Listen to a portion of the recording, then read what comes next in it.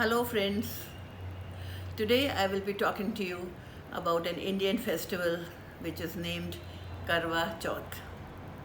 This festival is celebrated all over the country and even amongst the people, the women who live abroad.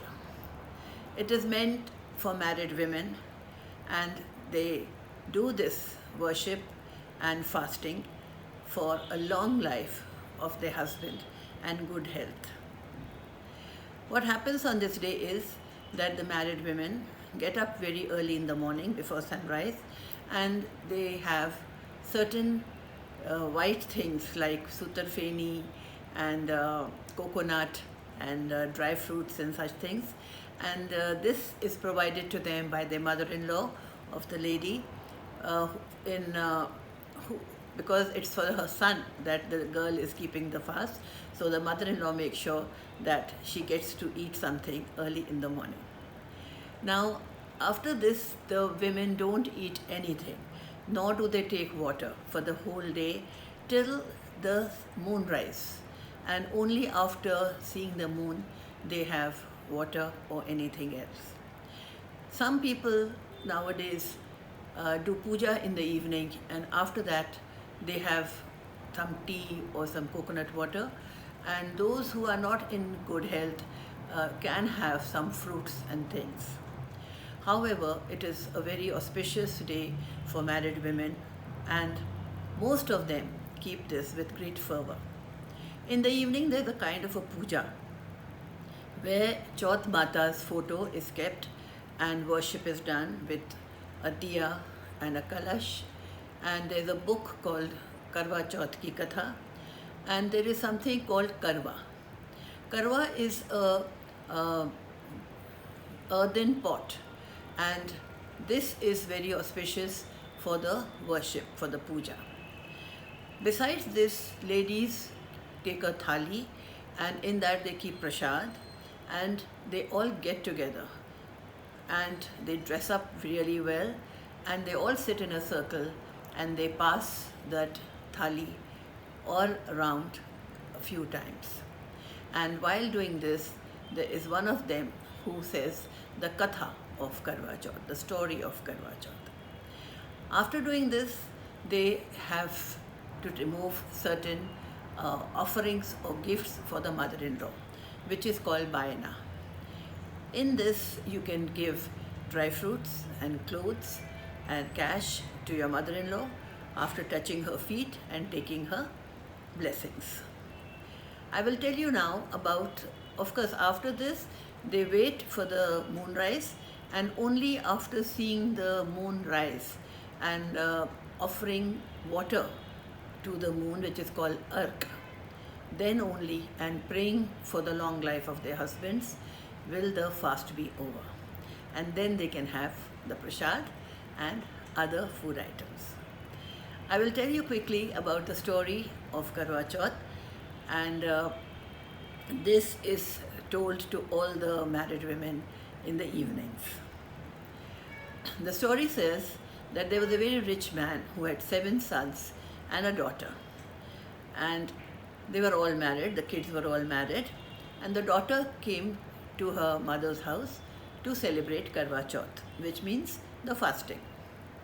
Now, by the evening, the brothers saw that the sister had not eaten all day and was looking very weak and very tired, and they sat down for their dinner. So they asked her to join them for dinner. But the girl said, "No, I cannot eat till I see the moon." Now the brothers could not see her in that condition, as they loved her very much. So some of them went on a hilltop near the house and they lit a fire there. And in the smoke, they came home and told the sister, "Look, the moon has risen." The sister looked from far and thought it was the moonlight. And so she went to her sisters-in-law and said, "Come, Bhabhi, let us also eat because the moon has risen." The sisters-in-law said, "This may be the moon for you, but actually our moon has still not risen. So you can eat if you want." The girl sat down to eat, and as she started eating, for the first bite, she had a very big sneeze. The second bite, she found hair in her food. At the time she was about to have the third bite, she got a message from her in-laws that her husband was very sick. She promptly got up and started getting ready to go to her in-laws. When she opened the boxes of clothes, she found that the clothes were all black. In another box, the clothes were all white. So she got very confused, and her mother said, okay, you just go now, and anyone you find on the way, please bow down and touch their feet and ask for their blessings. So she did that. On her way to her in-laws, she kept touching the feet of all the people she met, and she finally reached her in-laws' house. She saw her youngest sister-in-law, husband's sister, outside the house, and she went and touched her feet. And that sister-in-law said, may you have a married life forever. As she went inside the house, she found that her husband had died and his dead body was there. She could not accept this, so she was crying and wailing away and wondering how this happened. After some time, the family members came to take the body for cremation. She cried and she says, no, you do not take him away. Please let him be here only with me. They said, no, we cannot do that. So she said, okay, I insist that you take me with you. And the family said, okay, you can come. Now, when she went there for the funeral, she realized that they were going to put the body and light it up with fire. So that was not acceptable to her, and she cried and told them, please, please, please don't do that. Let him be with me. As far as I think, he is not dead, and I will be with him always. The family members tried to explain to her, but eventually they gave up and they left her. They made a small cottage for her, and there she stayed with the dead body of her husband. Her younger sister-in-law used to bring food for her and other items of need, and this is how she stayed there. And she started praying to Chauth Mata. Every month after the full moon, there is the fourth day, which is called the Chauth, and on this day the women pray to Chauth Mata.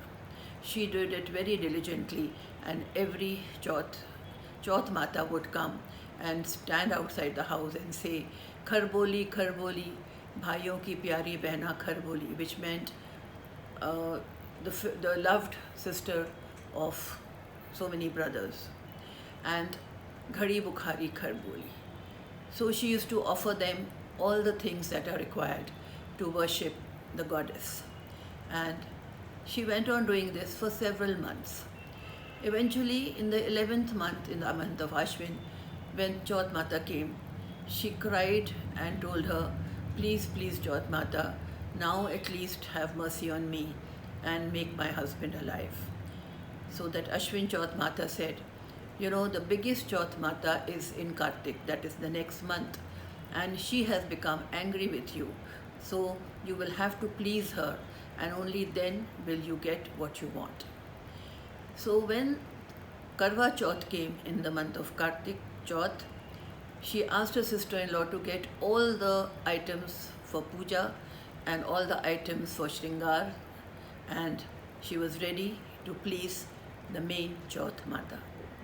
And then Chauth Mata came, and when she was outside the house, she says, Kharboli, Kharboli, din mein chand ugane wali, which means showing the moon in daytime, Kharboli. So she cried, she fell at her feet, and she said, Chauth Mata, please have mercy on me, please forgive me for my mistakes. So Chauth Mata said, okay, I will take your test. And she kept asking her for various kinds of items for puja and for Shringar. She asked for kajal, she asked for chunri, she asked for bindi, and that girl kept offering her everything till she was able to make Chauth Mata fully ready with all the things that married women need and looking so beautiful. So Chauth Mata was happy and satisfied, and she gave her forgiveness. And how did she do that? She made her husband alive again. And before leaving the cottage, Chauth Mata slightly kicked the cottage, and that cottage became a lavish villa or palace. This is how she got the reward for her puja, and she sent her sister-in-law home and said, please get everybody here. And when they all came and they saw the young man alive, they could not believe it, but they celebrated, and of course it came to a happy ending. So the story says that you have to very fervently, very sincerely worship Karwa Chauth Mata, and then she will be happy and she will bless you with a long, happy married life, and you will have all the wishes fulfilled. So friends, this is one way in which I'm trying to bring the culture, the traditions of our religious festivals to all of you. Most of you know it already, but then this is to keep it going and not letting you all forget the importance of these Indian festivals. Thank you very much.